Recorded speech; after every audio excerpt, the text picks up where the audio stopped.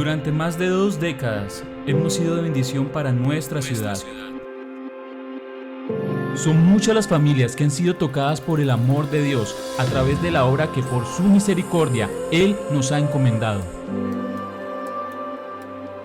Buscamos hacer del Evangelio un manual de vida integral que cumpla el propósito de reflejar a Cristo en la sociedad.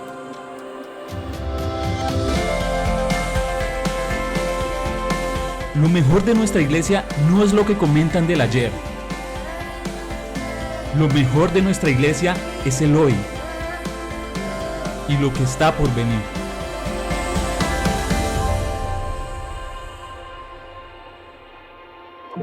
Somos Iglesia Carismática Familiar. Nuestra casa.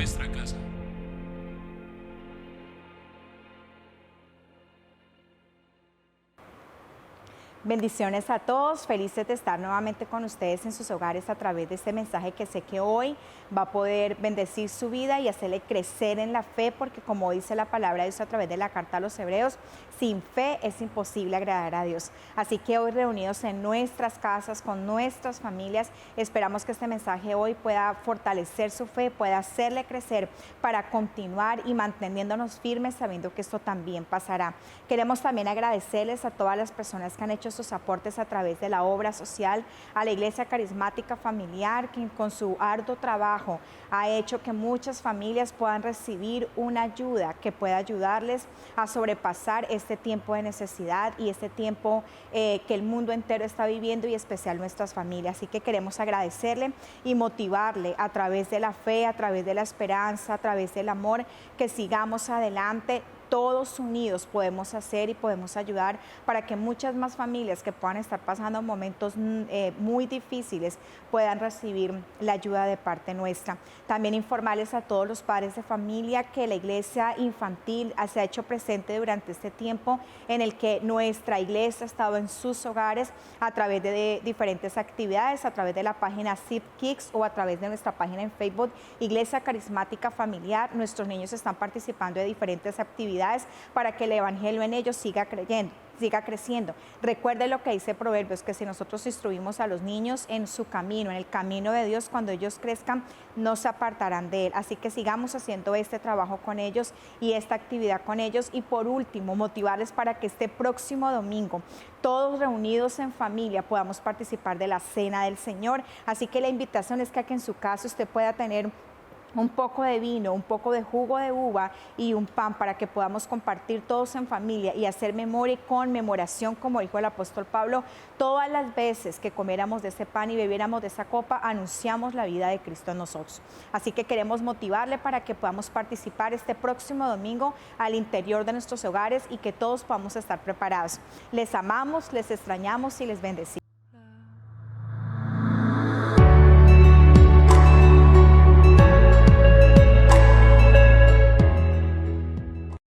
Muy buenas noches a toda la familia carismática, a todos los amigos que nos están viendo por este medio, por este canal, en las diferentes redes sociales. Mil y mil bendiciones. Bueno, estamos ya todavía en este tiempo de cuarentena, que ahora sí es una cuarentena, porque nos las han extendido hasta el próximo 26 de abril. Aún seguimos confiando en que Dios está obrando en medio de las circunstancias adversas que en este momento estamos atravesando. Bueno, en esta oportunidad traigo con una palabra que yo sé que nos va a bendecir, una palabra que nos va a enseñar grandes cosas y especialmente acerca del sufrimiento. Y creo que hay una de las grandes inquietudes que todos los seres humanos tenemos y es acerca del mismo dolor y acerca del sufrimiento. Para ello entonces vamos a introducir leyendo la epístola del apóstol Santiago, que se halla allá en el capítulo número 5, el verso número 11. Entonces dice la palabra del Señor lo siguiente: he aquí tenemos por bienaventurados a los que sufren. Habéis oído de la paciencia de Job y habéis visto el fin del Señor, que el Señor es muy misericordioso y pasivo. Oremos. Padre, te damos gracias en esta noche, Dios del cielo. Bendecimos, Dios de la gloria, a cada familia, Señor, a toda la iglesia que está reunida en esta hora en casa. Maravilloso Dios, Señor, deseando, Dios de poder, Señor, el bienestar para cada uno de sus integrantes. Señor, si alguno está enfermo, enviamos palabras de sanidad, de restauración en el nombre de Cristo Jesús de Nazaret. Si alguno está pasando por un momento de dificultad y necesidad, Señor, sé tú el proveedor, Señor, de sus vidas. Gracias, Señor, te damos en este momento y te pedimos, Dios de la gloria, que nos hables y nos ministres y nos enseñes a través de tu palabra, en el nombre de Cristo Jesús. Amén y amén. Bueno, he titulado este mensaje de la siguiente manera: ¿por qué sufre el justo? Yo creo que esta es una de las preguntas más difíciles de responder, y es acerca del sufrimiento de los justos. Quizás para muchas personas el tema del sufrimiento de los justos puede ser un misterio o una pregunta que carece de una respuesta. Es muy fácil explicar, por ejemplo, que el pecador sufra, porque por causa de su pecado se produce el sufrimiento. Es más, la Biblia dice que la paga del pecado produce la muerte. Que el pecador sufra por causa de su pecado puede ser entendido como algo justo, pero que el justo sufra a pesar de que se ha arrepentido y que su pecado ha sido justificado por Jesús en la cruz del Calvario, pues para muchos sería, pastor, eso es un pecado. Ahora, yo creo que no existe un mejor personaje para explicar la pregunta ¿por qué sufre el justo? Que el santo Job. ¿Y por qué te digo esto? Porque usted puede leer, por ejemplo, en el libro de Job, capítulo número 1, el verso número 1, que hubo en la tierra, especialmente en Uz, un varón llamado Job. Y dice la palabra que este era hombre perfecto, recto, temeroso de Dios y apartado del mal. Yo creo que no había otro hombre en la tierra como Job. ¿Por qué? Porque dice la palabra de que Job era perfecto, de que Job era recto, de que Job era temeroso y que Job era un hombre apartado del mal. En términos muy sencillos, Job era un hombre justo. Sin embargo, las personas que hemos tenido la oportunidad de escudriñar, de leer o por lo menos de recibir la enseñanza de lo que le ocurrió a Job, se va a dar cuenta que Job puede ser el personaje que tipifica o personifica el sufrimiento en su propia vida. Ahora, el primer punto que quiero precisamente tocar en esta noche con cada uno de ustedes es acerca del sufrimiento de Job. Pero antes de hablar del sufrimiento de Job, tenemos que hablar un poco acerca de su desgracia, de lo que le ocurrió al santo Job. Ahora, en Job se ve representada las personas que de manera repentina y de manera ligera, por decirlo de alguna manera, la desgracia le toca. Y su desgracia primeramente comienza con los sabeos. Dice la palabra que entonces vinieron los sabeos y tomaron los bueyes y tomaron las asnas y mataron también a todos sus criados, y que solo escapó uno para darle la noticia al santo Job. La segunda desgracia es que dice la palabra que de repente fuego del cielo descendió, quemando las ovejas, quemando los pastores, y también solo escapó uno para darle las noticias. Posterior a esto aparecen los caldeos, los cuales dice la palabra que hicieron 3 escuadrones y arremetieron contra los camellos y se los llevaron, incluso mataron también los criados, y solo escapó uno para darle la noticia. Y como si esto fuera poco, dice la palabra que sus hijos, eran 10, estaban comiendo en casa del primogénito, cuando de repente vino un viento muy grande del desierto que azotó toda la casa y todos murieron, y al final solo escapó uno para darle la noticia.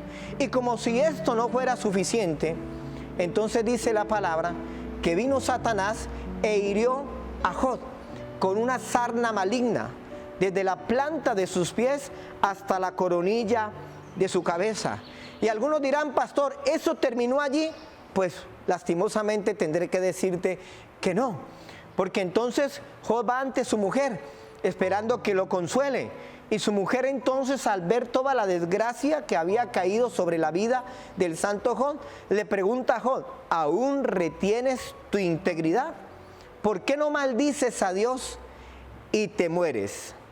Como yo siempre he dicho, quizás en otras disertaciones, tras de gordo, hinchado, con paperas y reteniendo líquidos. Es decir, todas se le juntaron al santo Job. Todas las desgracias en un momento. Pero esa desgracia produjo en el santo Job dolor y sufrimiento. Y usted me dirá, ¿cómo lo podemos comprobar? Que eso trajo dolor y sufrimiento. Por ejemplo, cuando usted lee Job capítulo 1, el verso número 20, dice la palabra, vamos a leerlo, por favor, dice así: entonces Job se levantó y rasgó su manto, y rasuró su cabeza, y se postró en tierra y adoró.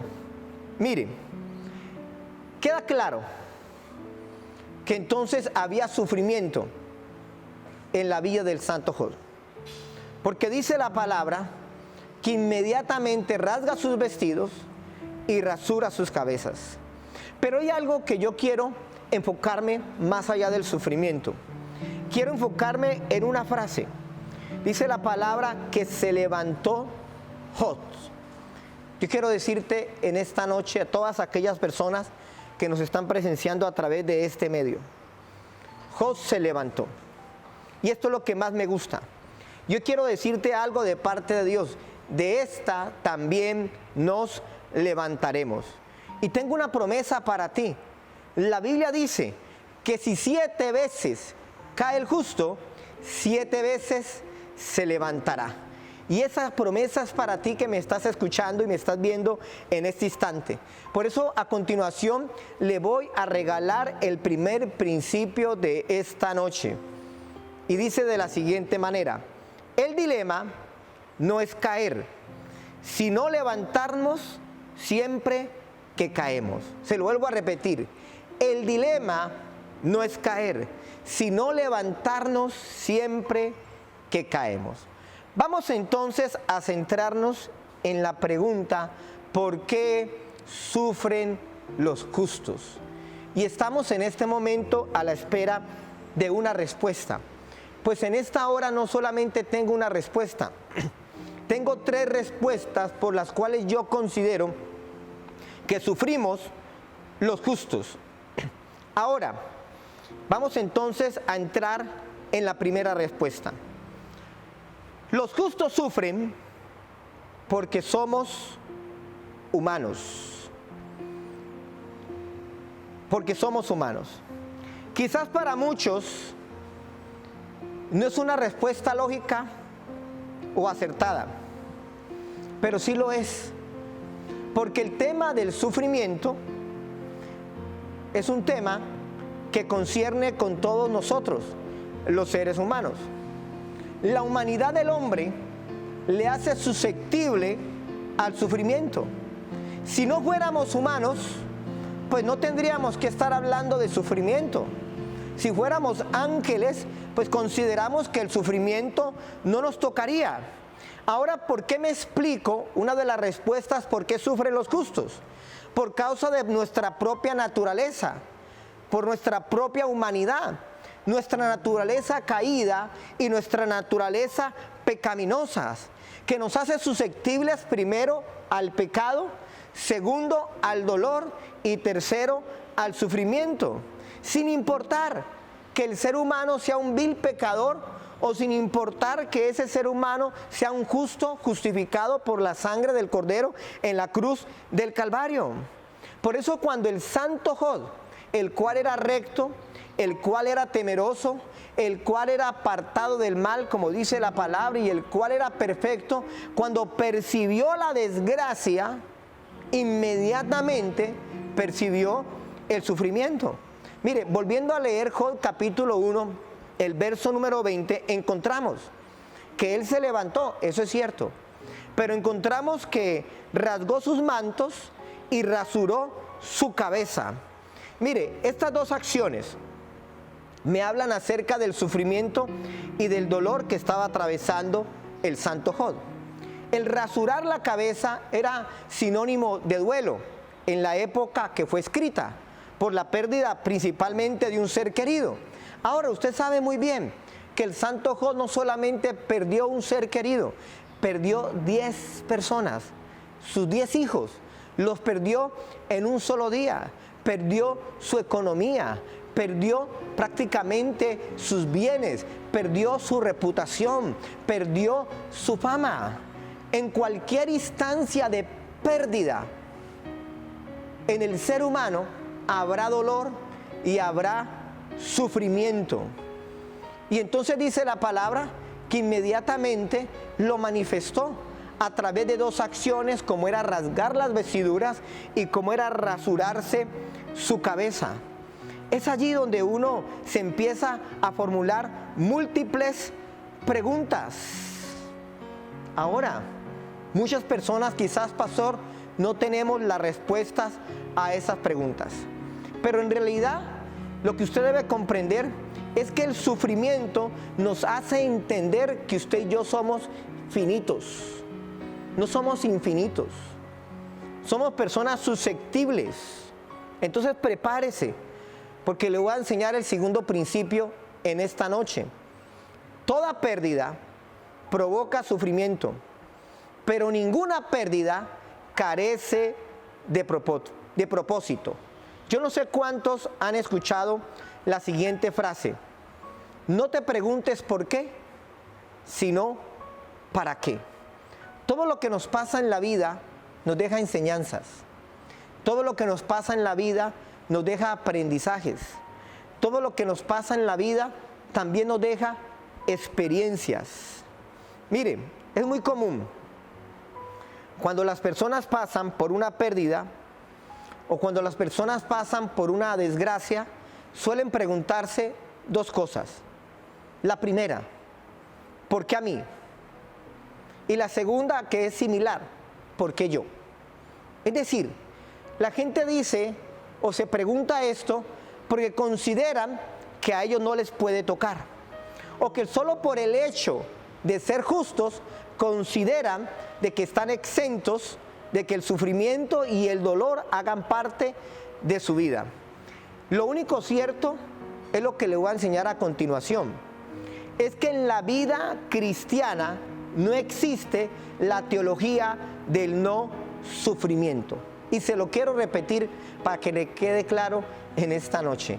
En la vida cristiana no existe la teología del no sufrimiento.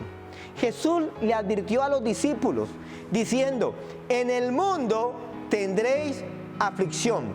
Es decir, los problemas, las adversidades, el dolor y el sufrimiento hacen parte de este mundo y nos puede tocar en cualquier momento. Es más, cuando uno analiza la vida de Jesús, usted va a encontrar que ni siquiera el mismo Jesús estuvo exento del sufrimiento. Mire, ¿por qué?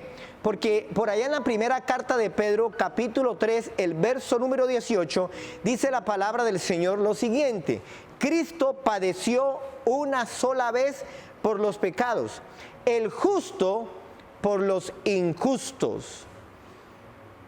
Queda claro que Jesús era justo, pero también queda claro que siendo Jesús justo, padeció. El término padecer es un término sinónimo de sufrimiento. Padeció por causa de nuestros pecados. Y algunas personas entonces se preguntarán: pastor, pero si Jesús era Dios y usted me está enseñando que el sufrimiento es cuestión de seres humanos, ¿por qué Jesús sufrió? La respuesta es muy sencilla. Porque mientras Jesús estuvo aquí en la tierra, Jesús estuvo en su naturaleza humana. Entonces dice la palabra que en la naturaleza humana de Jesús, Jesús padeció y Jesús sufrió. Esta es la primera respuesta a esa pregunta misteriosa, a esa pregunta que para muchos dicen, pastor, no existe una solución o no existe una respuesta asertiva. La hay, la primera, somos humanos. Y como somos humanos, los seres humanos somos susceptibles al sufrimiento. Espero que haya quedado claro. La segunda respuesta, ¿por qué sufren los justos? Sufren los justos porque existe el mal. Así de sencillo se lo voy a explicar. Si el mal no existiera, no tendríamos sufrimiento, porque el mal es la principal causa del pecado. Y el pecado es la principal causa de la enfermedad, de la muerte, de la desgracia, de la maldición sobre la tierra. Y todas estas cosas en conjunto conllevan al dolor y conllevan al sufrimiento. Ahora, yo quiero que usted entienda lo siguiente, o más bien quiero preguntarle lo siguiente: ¿por qué causa, o más bien por quién tuvo que sufrir el santo Job? Y cuando usted lee capítulo 1 de Job, se va a dar cuenta que el principal causante de su sufrimiento y su desgracia se llama Satanás. Y Satanás es el mal. Mire, lea conmigo Job capítulo 1, verso 9 al verso número 11. Dice así la palabra de Dios. Respondiendo Satanás a Jehová dijo: ¿acaso teme Job a Dios de balde? ¿No le has cercado alrededor a él y a su casa y a todo lo que tiene? Al trabajo de sus manos has bendecido, por tanto sus bienes han aumentado sobre la tierra. Pero extiende ahora tu mano y toca todo lo que tiene, y verás si no blasfema contra ti en tu misma presencia. Mire, esta pregunta, que puede ser un poco filosófica, pero vale la pena hacerla en esta hora, y es la siguiente: ¿Job había hecho algo para merecer tan profundo daño? Humanamente hablando, usted dirá, pastor, Job no había hecho algo que mereciera recibir esta desgracia. Y es cierto, como también es cierto que la Biblia lo reafirma cuando dice que no había otro hombre como Job, recto, temeroso, perfecto y apartado del mal sobre toda la tierra. Pero entonces, ¿por qué la desgracia y el sufrimiento tocaron la vida del santo Job? La respuesta sencilla. La primera, porque era humano. La segunda, por la existencia del mal. Si el mal no existiera, no tendríamos sufrimiento. Yo le puedo colocar un ejemplo cotidiano y sencillo en esta hora. Usted acaba de recibir sus honorarios, su salario, su quincena, y la acabas de recibir y vas rumbo a tu casa. Pero antes de llegar a tu casa, te salen en el encuentro unos ladrones y te hurtan todo lo que has ganado con esfuerzo. Yo sé que muchos dirán, pastor, eso es injusto. Por supuesto que es injusto. ¿Pero por qué te robaron? Bueno, pueden existir muchas respuestas. Lo único que uno puede aprender a través de esto cotidiano es que si no existiera el mal, no existiría la gente mala. Por lo tanto, el mal pues no te tocaría. Pero como el mal es una realidad, todo el tiempo tenemos que estar resguardándonos del mal. Por eso nuestras casas, tienen puertas para que nos brinden seguridad. ¿Por qué? Porque sabemos que la gente mala existe, que el mal existe y que el mal es una realidad que puede afectar tanto a la gente mala como puede afectar a la gente que puede llamarse justa. Es que el solo hecho de tener un título o el solo hecho de reconocer que somos cristianos o creyentes no significa que el mal de alguna manera pueda dañarnos, porque el mal es una realidad. Y bíblicamente hablando, el mal está personificado en Satanás, personificado en el mismo diablo. Miren, cuando usted lee un poco acerca de la historia del origen de Satanás en Ezequiel capítulo número 28, principalmente en el verso número 15, dice la palabra que cuando Satanás fue creado perfecto en todos sus caminos, hasta el día que se halló en él maldad. Todo lo malo que le ocurrió a Job fue orquestado por Satanás. Yo no sé si usted lo sabía, y si no lo sabía se lo voy a decir en esta noche. Al diablo en la Biblia se le conoce como el maligno, se le conoce como el malo, y es el primer agente de maldad en todo el universo. Por lo tanto, el mal es una realidad que no se puede ocultar, es una realidad que no podemos esconder, y a cualquier persona, sea justa o pecadora, el mal le puede tocar. Por eso muchas personas se formulan una pregunta que quizás pocas han hallado una respuesta. Y la pregunta es la siguiente: ¿por qué le pasan cosas malas a la gente buena? Yo no sé si usted alguna vez se la ha formulado, pienso que sí. Y yo me haría otra pregunta. Espero ponerlo a reflexionar en esta noche. ¿Hay personas buenas? Vuelvo a preguntarte, ¿hay personas buenas? En los evangelios hay una historia, que es la historia del joven rico. Cuando el joven rico se acercó a Jesús, textualmente el joven rico le dijo a Jesús: maestro bueno. Y luego Jesús le responde diciendo: ¿por qué me llamáis bueno? Ninguno hay bueno, sino solo uno, Dios. Le voy a enseñar la siguiente realidad, o le voy a mostrar la siguiente realidad. Por causa del pecado, todos los seres humanos hemos sido contaminados con el mal. No lo digo yo, para que usted no esté pensando que yo me estoy inventando cosas aquí. Cuando usted lee una oración del apóstol Pablo, el apóstol Pablo dice: el mal que mora en mí. El mal es una realidad que no solamente se encuentra en el mundo, se halla en Satanás, pero aún el mismo mal se halla en nosotros mismos. Volviendo nuevamente a la pregunta: ¿por qué sufre el justo? La respuesta: porque existe el mal. Y mientras el mal exista, habrá sufrimiento. Mientras el mal exista, habrá dolor. Por eso lo contrario al mal es el bien. Y lo contrario a esta tierra es el cielo.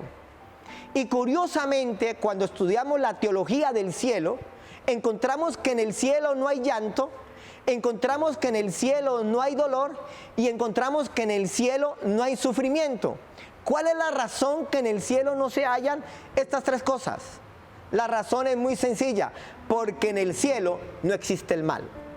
Entonces esta es la segunda respuesta por la cual la gente se pregunta por qué sufre el justo. Entonces preparémonos, porque le voy a enseñar en esta noche el tercer principio. Vivir en sí no es un mal. Un mal es no saber vivir bien. El bien debe ser procurado por todos nosotros por encima del mal. Por eso el apóstol Pablo enseña en la carta a los Romanos que como creyentes, siendo justos, debemos vencer el mal con el bien, no pagando mal por mal, sino el bien por el mal. Aunque el mal pueda ser un asunto inevitable, como dicen los expertos acerca de este tema, el sufrimiento puede ser opcional. La tercera respuesta, ¿por qué sufren los justos?, es la siguiente. Los justos sufren porque Dios es soberano. Vamos a leer Job capítulo 1, verso 21 al verso número 22. Y dijo: desnudo salí del vientre de mi madre, y desnudo volveré allá. Jehová dio y Jehová quitó. Sea el nombre de Jehová bendito. En todo esto no pecó Job, ni atribuyó a Dios despropósito alguno. Mire, en este pasaje queda bien demostrado el tema de un Dios soberano. Queda bien demostrado acerca de la soberanía de Dios. Es más, cuando usted analiza todo el contexto, se va a dar cuenta que Satanás no pudo operar si Dios no le permitía operar. Esto implica de que Dios tiene control sobre todas las cosas que han sido creadas. Y en medio de su soberanía, Dios lo gobierna todo. Mire, cuando uno analiza el término soberano o soberanía, especialmente en el Nuevo Testamento, soberano y soberanía viene de una expresión griega que es despotes, que significa amo, que significa gobernante, que significa alguien que posee una autoridad suprema, es decir, una autoridad mayor. Dios tiene un gobierno absoluto sobre toda la creación. Por eso en el Salmo capítulo 115, en el verso número 3, dice la palabra que nuestro Dios está en los cielos y todo lo que quiso ha hecho. Es decir, Dios es un Dios soberano, por lo tanto no tiene que pedirle permiso a nadie para hacer lo que Él quiere. Ahora, dentro de su soberanía, Dios permite que muchas cosas pasen. Ahora bien, para entender un poco más acerca de la soberanía de Dios, quiero explicárselo a través de 7 frases. 7 frases. La primera: Dios en su soberanía permite el sufrimiento, pero no es el causal del sufrimiento. Yo quiero que quede claro. Dios lo permite, pero no es quien causa el sufrimiento. Segunda frase: Dios es soberano, por lo tanto Dios no puede ser tentado por el mal. Eso lo declara la palabra. Dios no tienta a nadie y Dios no puede ser tentado por el mal. Dios en su soberanía no puede negarse a sí mismo, porque Dios es inmutable. Dios no varía. Dios en su soberanía no obliga a nadie a amarlo. Sin embargo, nadie puede impedir que Él nos ame. Dios en su soberanía nos dio la capacidad de una libre elección, lo que algunos llaman libre albedrío. Tenemos la capacidad de escoger. Dios no estableció una creación simplemente para que cumpliera por obligación lo que Él quería que nosotros cumpliéramos. Nos dio la capacidad de elegir y de escoger. Dios en su soberanía permite que cosas malas pasen, aun siendo nosotros personas buenas. Dios en su soberanía es bueno, aun cuando cosas malas nos puedan estar pasando. Entonces prepárese, porque le voy a regalar el cuarto y último principio de la noche. Dios no es un mal necesario. Necesario es Dios para vencer el mal. ¿Por qué le digo esto? Porque yo sé que existen algunas corrientes filosóficas o antagónicas que dicen que Dios es un mal necesario. No, señor. Dios no es un mal necesario. Necesario es Dios para vencer el mal. Y quiero concluir este mensaje diciéndote que el sufrimiento en tu vida será temporal. Nada en este mundo terrenal es eterno, porque el único eterno es Dios. Por lo tanto, déjame decirte en esta hora que viene un día en el cual el sufrimiento y la aflicción en tu vida será quitada, como le ocurrió al santo Job. Cuando leemos en Job capítulo 42, en el verso número 10, y dice textualmente la palabra: y quitó Jehová la aflicción de Job cuando éste hubo orado por sus amigos, y aumentó al doble todas las cosas que habían sido de Job. Hoy quiero decirte, amada congregación, que lo que viene para tu vida no solo será mejor, lo que viene para tu vida será mayor. Prepárate para lo que viene, porque lo que viene vendrá por partida doble. Lo que un día fue tu mayor aflicción será tu mayor alegría.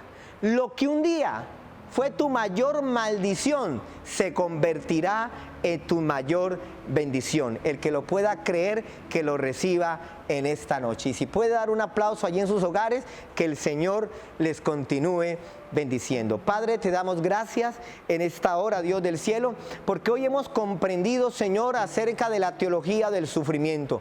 ¿Por qué sufren los justos? Hay tres respuestas muy sencillas y válidas acerca por qué sufren aquellas personas que han sido justificadas por ti en la cruz del Calvario. Los justos sufrimos porque somos seres humanos. Como humanos, Dios de la gloria, es inevitable el sufrimiento. Padre del cielo, sufrimos los justos porque el mal existe, y el mal es una realidad que difícilmente podrá ser evitada, pero puede ser vencida con el bien. Los justos sufrimos, Dios del cielo, porque tú eres un Dios soberano. Tú permites las cosas que pasen, aunque éstas no sean buenas, Dios de la gloria, pero no implica que si tú las permitas, tú seas un Dios malo. No, Señor, tú eres un Dios bueno y benevolente y grande en misericordia, como dice tu palabra. Gracias te damos, Espíritu Santo, en esta noche. Bendecimos en esta hora, Señor, a cada familia. Bendecimos, Señor, a cada uno de sus integrantes, y solamente deseamos, Dios del cielo, que lo que estamos pasando, Señor, sea temporal, porque así lo creemos, Dios de poder. Como hemos venido estableciendo y diciendo, Señor, en nuestras diferentes exposiciones, esto también pasará en el nombre de Jesús.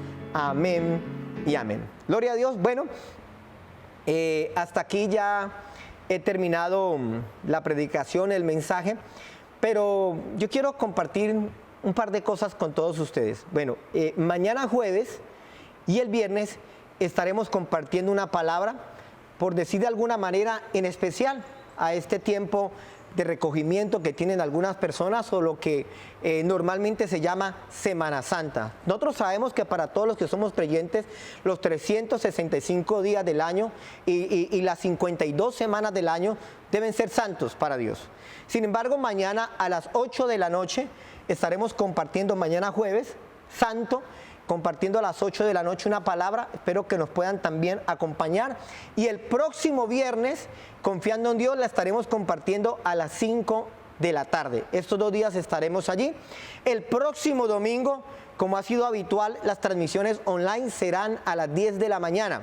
Pero este domingo tenemos algo especial. El domingo pasado no se nos olvidó, sino que no lo habíamos preparado. El primer domingo de cada mes tenemos la Santa Cena. Queremos que este domingo usted pueda prepararse en su casa el fruto de la vid, un pedazo de pan, porque vamos a participar de la cena del Señor. Para muchos este domingo es domingo de resurrección. Para mí todos los domingos del año es mes de resurrección, porque es el primer día de la semana en el cual Jesucristo resucitó. Por eso cada domingo, cuando teníamos la oportunidad de reunirnos en este templo, nos gozábamos y nos seguiremos gozando en nuestras casas, porque recuerden que una cosa es el templo y otra muy diferente es la iglesia. Yo soy la iglesia, tú eres la iglesia y todos somos la iglesia. Bueno, no siendo más, me despido en esta noche sin antes desearles la bendición de Dios Padre, Hijo y Espíritu Santo estén sobre sus vidas y sobre todas sus familias. Que el Señor les continúe bendiciendo.